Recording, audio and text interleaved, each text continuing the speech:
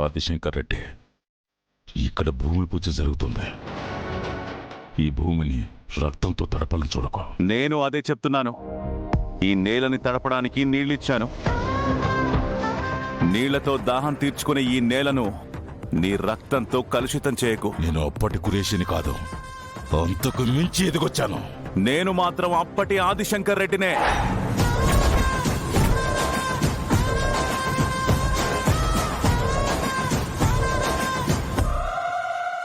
అప్పుడు ఇప్పుడు ఎప్పుడు అదే రోషం, అదే పౌరుషం, అదే ప్రతాపం. అప్పుడు నువ్వు ఒక తలతో వచ్చినా, ఇప్పుడు 100 తలలతో వచ్చినా ఈ ఆదిశంకర్ రెడ్డి ఎవ్వడికి తల వంచడు. నా డబ్బుతో నేను వ్యాపారం చేస్తుంటే మధ్యలో నీకేంటి?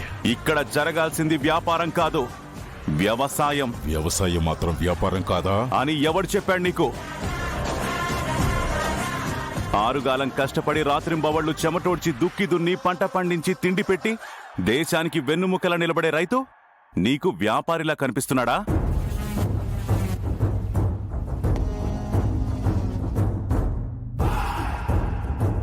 నువ్వు తయారు చేసే ప్రోడక్ట్కి ఎంఆర్పి ఉంటుంది, కానీ రైతు పండించే పంటకి కనీసం గిట్టుబాటు ధరైనా దొరుకుతుందా? నాట్లు వేసి కోత కోసేంత వరకు రైతు పడే కష్టానికి ఎంత విలువిస్తున్నారు మీరు?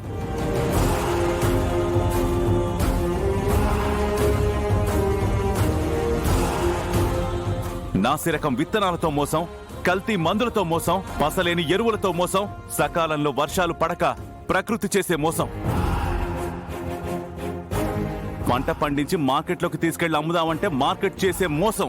ఇవన్నీ చాలా అన్నట్టు వ్యవసాయ భూముల్లోకి నీలాంటోడొచ్చి ఫ్యాక్టరీలు కడతాననే మోసం.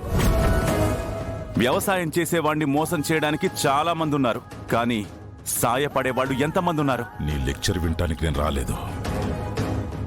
ఈసారి అన్ని పర్మిషన్స్ తో ఫ్యాక్టరీ కట్టడానికి వచ్చాను. నన్ను అడ్డుకోలేవు. నేను వద్దు అంటున్నాను, వద్దంతే. కాదు కూడదు ఇక్కడే ఫ్యాక్టరీ కడతానంటావా?